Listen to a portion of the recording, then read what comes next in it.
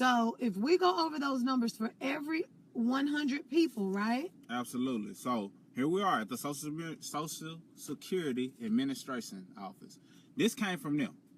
They said, even the Social Security Administration reported that for every 100 people born in America, by the time their 65th birthday arrives, 36 are dead. Okay, wait. Stop there. Let's break this down. Okay. So, by your 65th birthday, 65th. 36 people are dead. Out of 100. Can you imagine working from the ages of 18 to 65, all right? Retiring, saying, you know, having the mentality and the mindset of when I retire is really when I'm going to live life. That's when I'm going to vacation. That's when I'm going to, you know, do what I really want to do. That's when I'm going to, you know, get involved in some clubs and, you know, and really socialize and go golfing every day. You know, regardless of what your dream is, can you imagine working from age 18 to 65 and then dying? Right. That is not life. It's just not. So that's a key piece of why you need to get things in order now. Don't wait until the age of 65. See, they've tricked us into feeling like we have to work for someone until that age so they can get the most out of our younger years. Man. So they can get the most out of our youth. You got to think about that. You know, if living up until 65 was the golden years, then people will still be working past that. They know that your energy has been exhausted by that time. So they really don't want you working there anyway at that time. And let me say this, babe, and I don't mean to cut you off. Why do you think you see all the elderly people in the grocery stores, in the restaurants? Because these big corporations are not going to hire you after a certain age. They really aren't. Like, you can do your research. After a certain age, these big companies and corporations, they will not hire you because they're looking for longevity. And you 68 and they looking at you like, nah, we need somebody in their 20s, somebody in their 30s who's, you know, who can dedicate years of their life to working for us. Yes. Okay? So think about that. We are not making this up. Absolutely. So okay, sorry. By the age of 65, most people are, or how many people? 36. 36 are dead. Are dead. Okay, and then what's the next one? Then 54 are financially dependent on family or welfare. So let's break that down. That's more than 50%. Yes. Of 100. 54 are financially dependent on family or welfare. So here it is. They worked 30 plus, 20 plus, 40 plus years of their life just to be dependent on their kids. Or dependent on welfare to take care of them.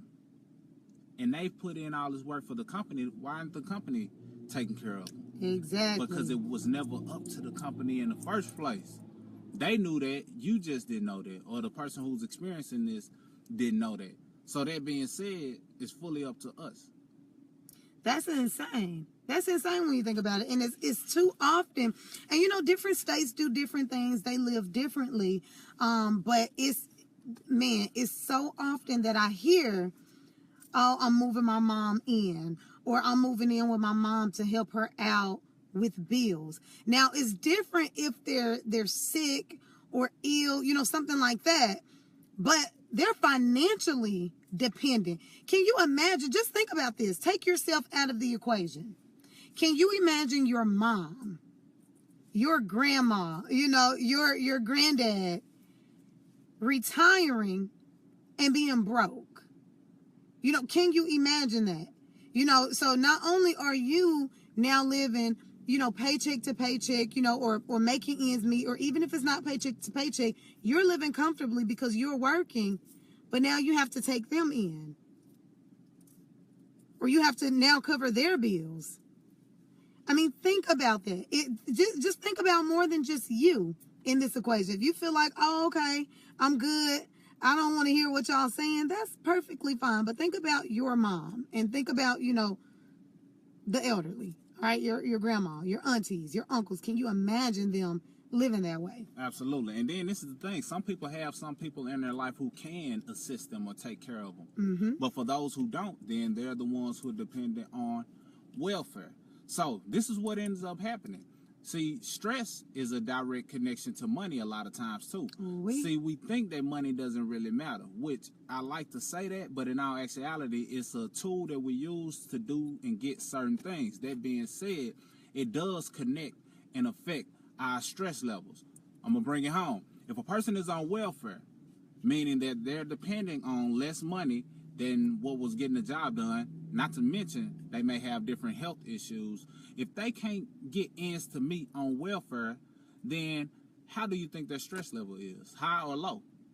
Extremely high. If they already had health issues, or even if they didn't, do you think they will start to get some, or will it affect the current health issues that they currently have? So you find people who are struggling, and now they're stressing because the money isn't getting the job done, and they know they don't have the energy and the capability to do what they used to do in their youthful years, and they didn't take full advantage of their youthful years. So now that stress level leads to them feeling even more ill and dying sooner. So age 65, 36 are dead, 54 depending on family or welfare. But we're not even going to talk about the amount of people that die after that due to the stress that was caused by the lack of money. Man, and that might be too deep. That might be too deep for some people to really process, you know, tying in the stress and the money. That might be too deep for some people to process, you guys, but just listen to the numbers. All right, so we got 36 out of 100 people. 36 are dead, 54 are financially dependent on family or welfare, and then 5 are still working. 5 out of every 100 are still working. That just means they just don't happen to have the energy to still work, but they retired into getting another job. Or just staying at the one that they're at because they don't feel like they're ready to let it go. That's true. That's true. I've seen that left and right. That's insane. Still working after the age of 65. Then 4 are financially successful. See, these are the individuals who took heed to information that was being shared, you know, by individuals like us, by individuals like, you know, our partners, by individuals or certain things that they just, you know, came across. They took advantage of it. They didn't push it off and say, I'm going to do it tomorrow. I'm going to do it next week. I'm going to think about it. And tomorrow never comes. And the thought process or the research never takes place. So the action never happens. These people actually took action. So because of it, these 4 people are financially successful. They're stable. They can do what they need to do. They can enjoy those golden years like people anticipate. And then 1 out of all of them is truly wealthy. This means they have generational wealth.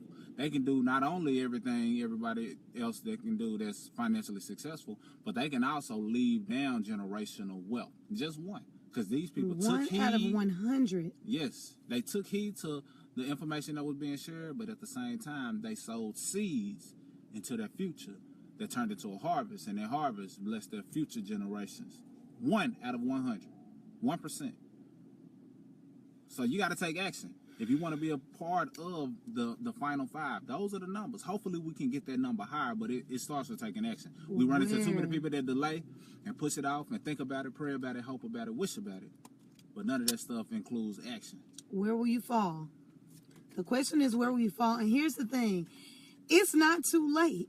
It's really not. If you are, you know, older, you know, if you're in your 40s, 50s, close to 60s, it is not too late. It starts with knowledge. All right. You need to get educated. You need to get educated. And then, you know, you have to take action at the end of the day. We talk about it all the time. We talk about a financial platform that can get anybody on the straight and narrow. You know, it's extremely sad when you do talk to people who feel that it's too late for them, you know, or people who are completely comfortable with getting their Social Security or their disability checks, because we hear that one a lot too. You know, and that's truly, truly sad. But you must take action in order to be in the final 5.